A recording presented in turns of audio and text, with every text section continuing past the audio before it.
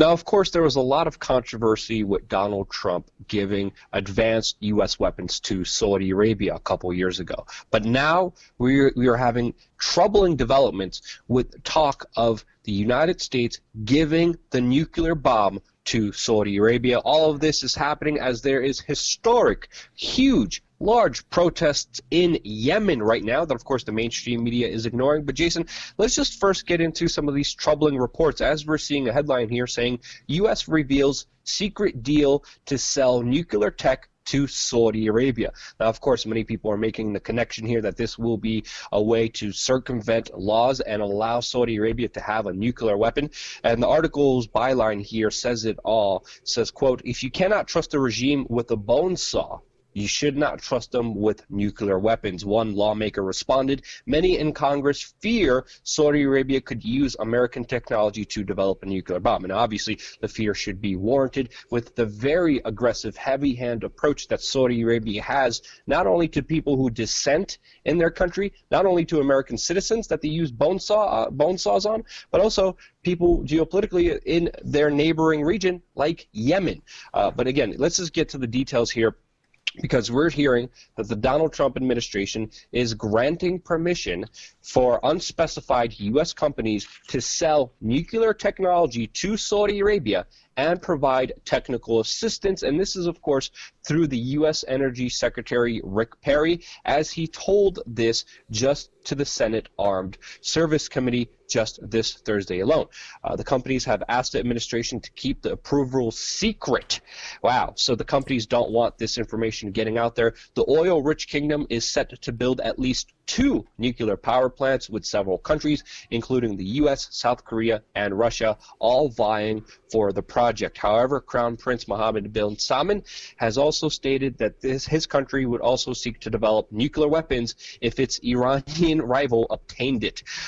This has a lot of implications, Jason, and we even heard just a couple months ago that in the early onsets of Trump's presidential acquisition, ever since Donald Trump was president, that there was a proposition for a Middle East Marshall Plan in the early days of Trump's administration that, of course, was that of course sparked a lot of concern and debate inside of the administration, because it was about allowing to build nuclear reactors all across Saudi Arabia with the U.S. help. This was a plan that allegedly Michael Flynn himself, the former national security advisor to Donald Trump, pushed, and many people talked about how this was a conflict of interest, since he also previously worked with a consulting firm that wanted to approve a very similar measure. But wow, Jason, this is extremely worrying.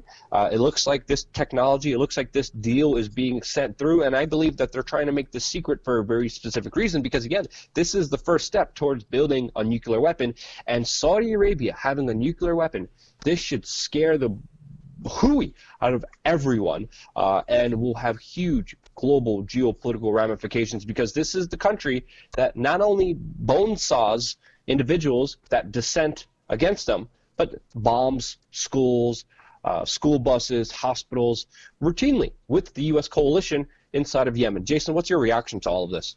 So, Luke, when we talk about this, especially with the bone saw comment, that feels like a talking point to me. Of course, they're referring to the Khashoggi, quote-unquote, murder and interrogation, and how they used a bone saw against him. And they're saying, well, we can't trust Saudi Arabia with a bone saw, so we can't trust them with a nuclear weapon. Folks, I got news for you. The things that go on in Guantanamo Bay, they might be worse than a bone saw.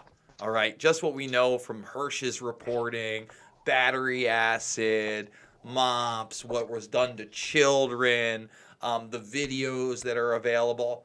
That's not to say I'm in love with Saudi Arabia. I am absolutely not. Here's the thing. With all the hype with Iran and nuclear technology and nuclear weapons, I've got to say I'm quite surprised that Saudi Arabia does not openly possess nuclear weapons yet. That being said, I don't think that they should. This is obviously a regime that has funded extremism in the past, is still, it's not a secular nation, Luke. And when you have high-powered royalty, and that's what these guys are, they're royalty. You know, when I speak out against royalty in 2019, a lot of people think that I'm just talking about the King and Queen of England or Queen Beatrix of the Netherlands. Yeah, that's a big problem. We shouldn't have rule by bloodlines.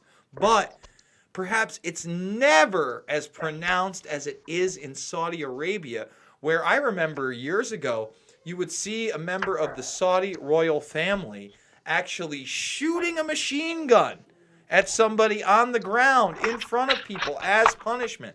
This is craziness, Luke, and there is zero accountability. It's a huge problem. Now, if we look at, these bombings in Yemen, this is a Saudi-led coalition.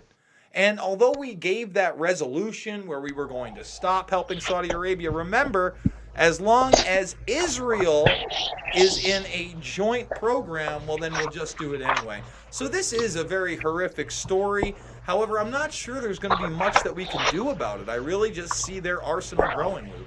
I mean, you bring up some interesting points here. I mean, there is a lot of outcry, especially from the Democratic Party. Again, the anti-war movement has pretty much been eviscerated, pretty much been silenced, especially because of Barack Obama and his duplicitous policy that has created a huge conundrum and pretty much violated people's principles and virtues that they believed in on so many levels. We haven't changed here at all. To me, this is a big story because I believe, in my own personal opinion, Saudi Arabia would be quicker to press that button than, of course, any other country out there. Look at what's been happening in Yemen right now. Again, we're not getting a lot of this at all.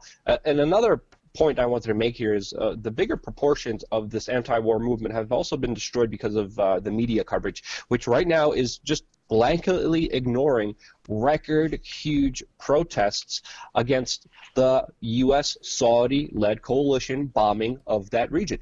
It's the 4-year anniversary of that conflict that started in Yemen that is creating the worst humanitarian crisis in the world right now. And yet the mainstream media doesn't even dare to talk about any of this situation. Now, of course, Khashoggi, the supposed journalist with intelligence ties, who was tortured and killed inside of the embassy, which breaks international law, and was also tied in with U.S. Citizenship. Yeah, that's a tragedy. But this tragedy keeps happening day in and day out with the United States working closely with Saudi Arabia against the people of Yemen in a very geopolitical proxy war between Iranian-backed and Iranian-supported and another faction against, of course, the Sunni, Saudi Arabian, Al-Qaeda-linked U.S. coalition in that region, which we have reported time and time and time again. The United States is openly working with Al-Qaeda, on the side of Al-Qaeda in this larger conflict. Well, the people have come out en masse, and the media has absolutely ignored it. And this should be the top headline story. The United States should not help Saudi Arabia become a nuclear power, should not help it set up the stepping stones to be, again, to have nuclear weapons, because this changes the game. Saudi Arabia, it's important to note here, is an empire in decline. It's an empire that's soon going to be in many financial constraints, and when an empire is going down, their last kind of bastion, their last kind of actions are always to create war, and it should panic people, the situation economically, financially that's developing there, and also geopolitically, because it is set on global confrontations between the Sunnis and the Shiites, and of course the Shiites being mainly from Iran and the Sunnis mainly being from Saudi Arabia, being promoted by this. But people need to know this. This should be a bigger story out there. I think this is the main channel video that we're going to do this on, Jason. I know there's a lot of other stuff, but this should be extremely concerning to everyone, in my opinion. I mean, how else do you see this unfolding? And what's your comments on a lot of this Yemen stuff? Did you even know about the Yemen protests that have been happening, Jason? I did, because it came up in my feed yesterday that this was going down, but it was largely ignored. What I didn't know was the probe in the bombings of the hospital, but we'll see how that probe goes. And of course, this is breaking with Perry and the Energy Department and sharing nuclear secrets with Saudi Arabia. It should be concerning, because we are strengthening our allegiance to a very dangerous and oppressive regime without any kind of debate in this country whatsoever. Or vote or approval. I mean, it's absolutely insane to see this situation unfolding, where it's going to go from here and how it's going to unfold, because it's a recipe for disaster. It absolutely makes no sense. And again, we have to point out, historically, this is a deal pretty much set up by Henry Kissinger, with him setting up the petrodollar, with him going to Saudi Arabia and working out this deal that empowered this nation to the point where they are right now. Again, I'm not happy about this. People shouldn't be happy about this, but this should be a major, major, major talking point. This is not just arms sales. This is nuclear technology, the first stepping stone for a nuclear bomb for Saudi Arabia. And holy cow, they're a nation that showed no respect for international law. I mean, you could say, you made some points about the United States, which are also very important to bring up, but this, of course, complicates it in a greater context. And again, the U.S.-Saudi coalition, something we only seen criticized with Khashoggi, but should be something that should be a continual talking point, a continual discussion, a continued pressure, a continued aspect that should be holding Donald Trump's feet to the fire. If he says he stands behind what he stands, let's hold him accountable, especially with the greater relations that he has with Saudi Arabia, especially with his son-in-law, Jared Kushner, that is literally negotiating better deals for them.